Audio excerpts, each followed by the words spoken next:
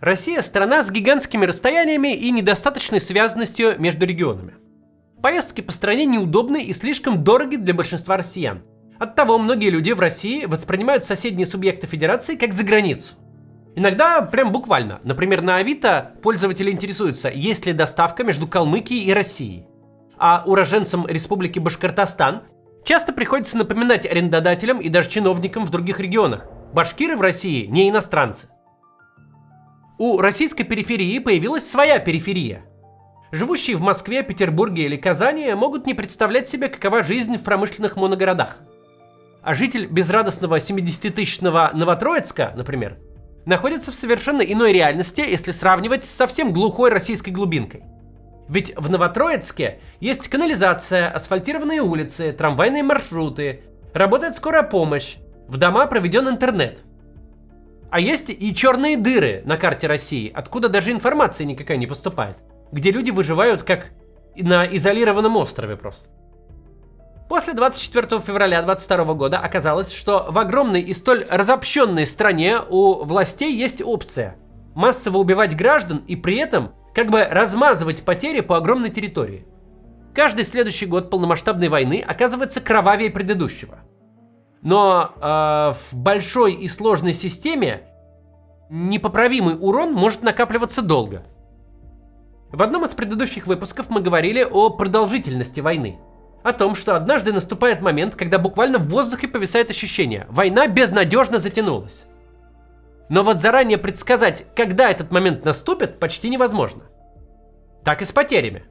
Нет конкретной отсечки, сколько людей должны погибнуть, чтобы количество перешло в качество, и большая страна явственно ощутила, что истекает кровью. Когда-то казалось, что есть психологический барьер – 100 тысяч некрологов, подсчитанных медиазоной. Однако барьер был пройден 11 месяцев тому назад, и заметили это лишь те, кто целенаправленно следил за счетчиком издания. А вот в начале 26 года ситуация кажется иная. Россия близка к тому, чтобы невосполнимые потери ощущались как неприемлемые.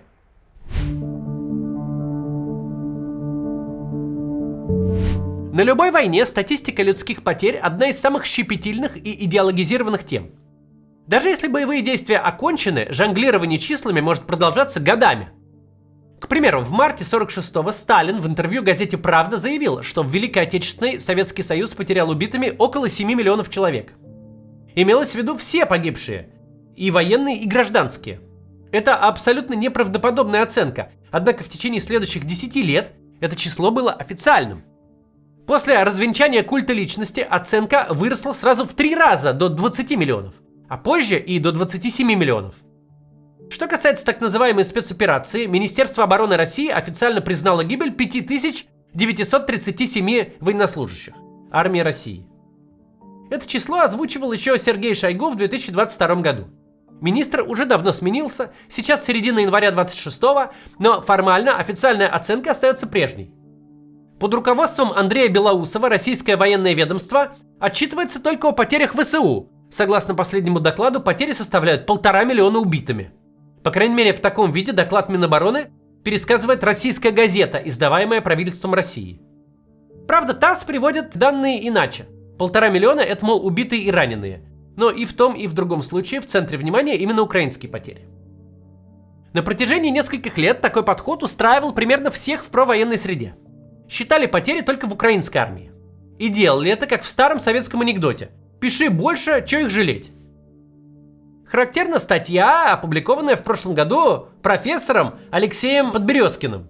Он возглавляет Центр военно-политических проблем МГИМО. Его статья называется «Приблизительные потери сторон в ходе СВО». И в статье этой подсчитаны исключительно потери ВСУ.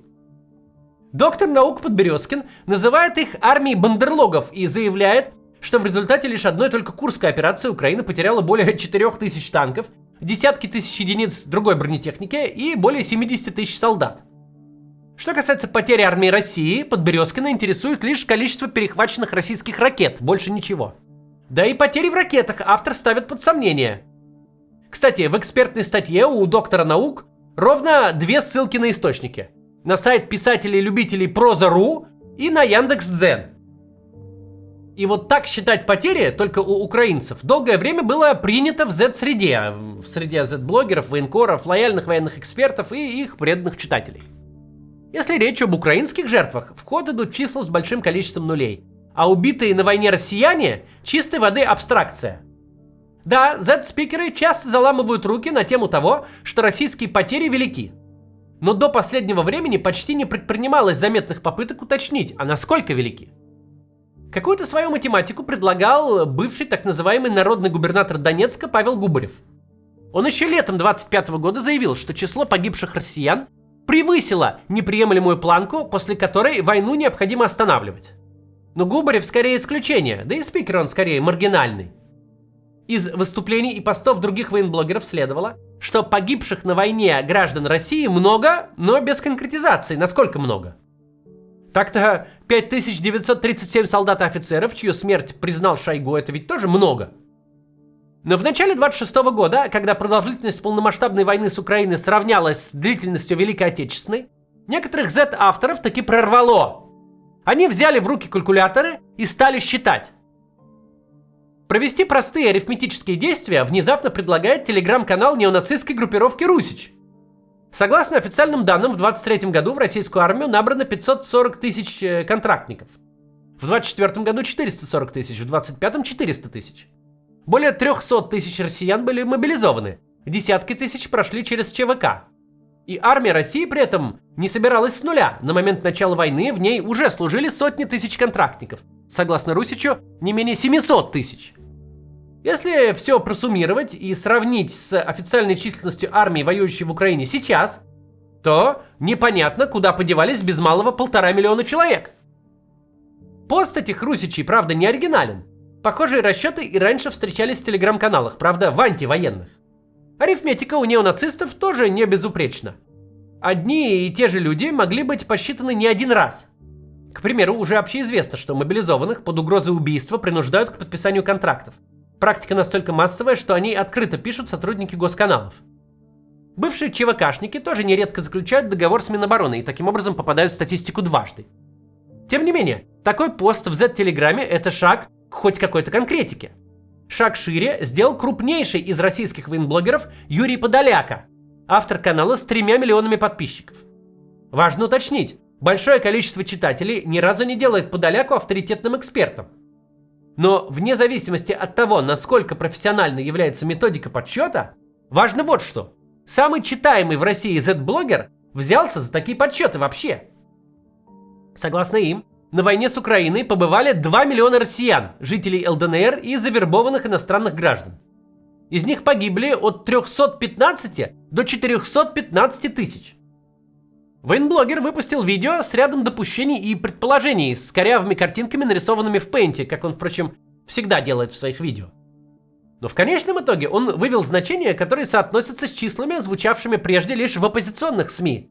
Более 300 тысяч убитыми, из которых каждый второй известен поименно. В каком-то смысле подсчеты Подоляки бьются с оценками правительства и президента. Правительственная российская газета написала, что погибли 1,5 миллиона украинских солдат, а Владимир Путин как-то обмолвился, что ВСУ теряют в 5 раз больше людей, чем вооруженные силы России. Понятно, что это оценки, взятые с потолка, но если безоговорочно принять их на веру, по совпадению получится те же 300 тысяч убитых со стороны России, которых вполне вероятно просто умножили на 5, чтобы вычислить потери ВСУ.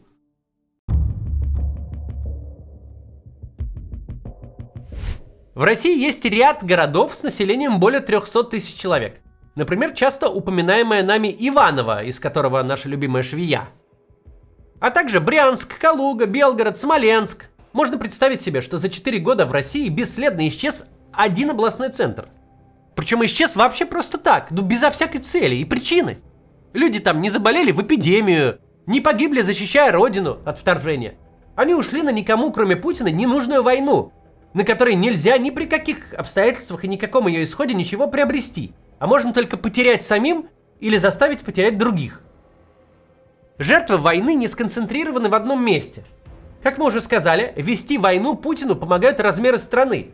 До какого-то момента все людские потери можно делить на более чем 80 субъектов, которые слабо интересуются жизнью друг друга.